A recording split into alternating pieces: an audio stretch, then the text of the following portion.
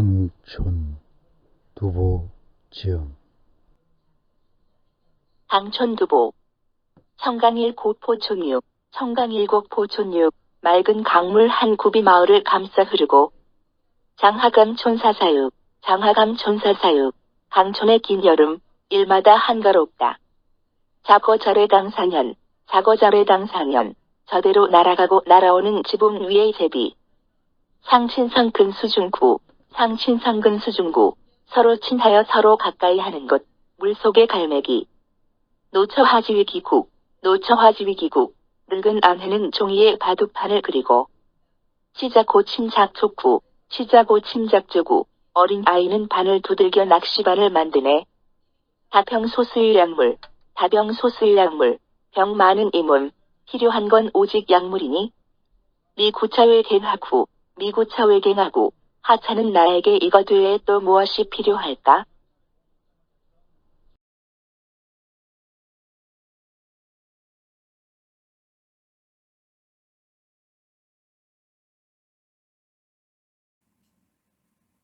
감상일 오세주 제1, 이 구절을 보자.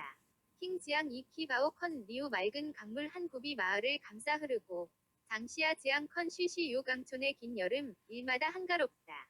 우선 공간적 배경이 설정된다. 맑은 강물 킹지앙 한 굽이 이키가 감싸 흐르는 바오 컨 리우 강 마을이다. 다음으로 시간적 배경과 심리적 배경이 덧붙여져 구체화된다. 계절은 긴 여름날 장시야이다. 그리고 그 강촌 마을의 분위기는 모든 일이 한가하기만 하다, 쉬쉬 요는 것이다. 결국 여기서는 사람과 생물이 사는 무대인 대자연의 평화로움을 나타내준다. 자연은 평화롭고 자연스럽고 따뜻하여 살 만한 곳이라는 작가의 심적 태도를 보여주고 있다. 3, 4 구절을 보자. 지키지 라이 탕샹 얀저대로 날아가고 날아오는 지붕 위의 제비. 시앙캥 시앙진 슈이 종 우서로 친하여 서로 가까이 하는 것, 물속의 갈매기. 여기서는 설정된 평화로운 강 마을에 사는 제비와 갈매기의 자연스럽고 평화로운 삶이 표현된다. 즉 저대로 오가는 지키지 라이 제비와 서로 친하여 가까이 하는 시앙캥 시앙진 갈매기의 삶이 묘사된다. 결국 대자연 속에서 제 습성대로 꾸미지 않고 살아가는 제비와 갈매기를 통해서 인간의 인위적이고 의도적이고 문화적인 속박 속에서 살아가는 인간의 삶을 문제 삼는 작가의 가치관이 나타난다. 5, 6 구절을 보자. 나오키 후아지 웨이키주 노처화지 위기국 늙은 아내는 종이에 바둑판을 그리고, 지지 키아오 젠주오 디아오구 치자고 침작조고, 어린 아이는 바늘 두들겨 낚시반을 만드네. 여기서는 마을 안에서 욕심없이 살아가는 부류의 사람들이 묘사된다. 곧 늙은 아내, 나오키와 어린 아이, 지지 위 삶이다. 늙은 아내는 그저 늙은 남편을 위하여 종이에 바둑판을 그려주고 후아지 웨이키주 있고, 아이는 못 쓰는 바늘을 구부려 물고기를 잡는 낚시 바늘을 만들고 있는 것 키아오 젠주오 디아오 구이다.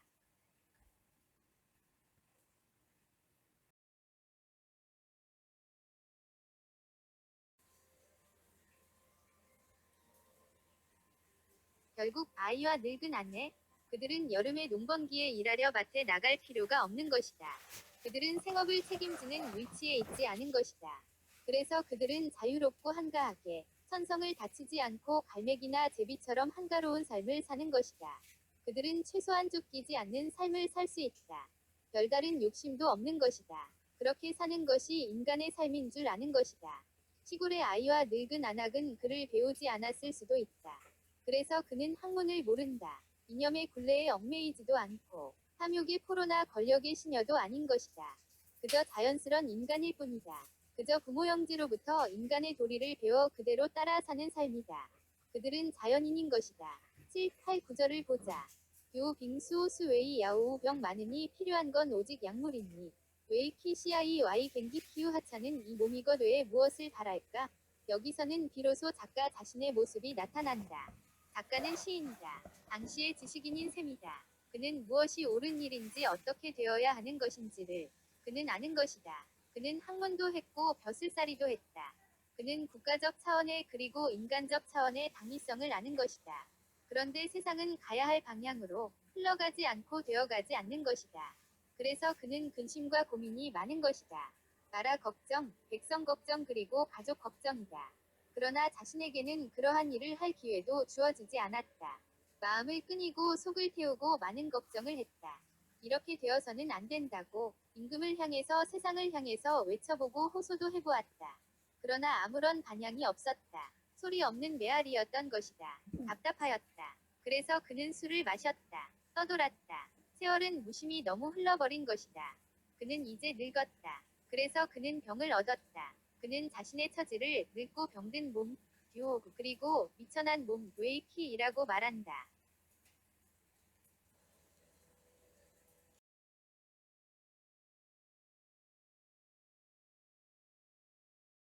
약물, 소수의 약물, 이고 그 외의 곁은 필요하지 않다. 사회 개화 후, 고 말하고 있다. 특히 평범한 생활인의 목소리다. 이제 종합적으로 생각해보자. 1, 2, 3, 4 구절에서 신이 창조한 자연인 강가의 마을에서 갈매기와 제비는 평화롭고 자유롭게 제 천성대로 살고 있다. 5, 6호에서 평화로운 강 마을에서 세상의 온갖 이념적 구속에 물들지 않은 천진한 아이와 늙은 노파는 인간의 본성으로 한가하게 살고 있는 것이다. 7, 8, 9에서 잘못된 세상을 알리려는 작가의 고독한 지성이 이제 꺼져가는 촛불처럼 마지막 숨을 쉬는 애처로운 모습으로 드러나는 것이다. 두보는 평생이 답답했다. 그리하여 그는 자기 구원의 방법으로 시를 지었다. 시를 통하여 하고 싶은 말을 마음의 속내를 보이고 토해버리고 싶었을 것이다.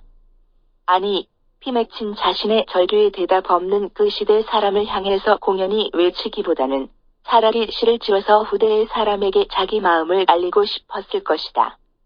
인생은 이런 것이고 이렇게 되어야 한다고 말이다. 그리고 묻고 싶었을 것이다. 왜 인생은 그렇게 되지 않는 것이냐고 말이다. 이 시는 시대를 아파하고 좌절한 그 시대 지성인의 사회적 생명의 죽음을 알리는 도고장이다.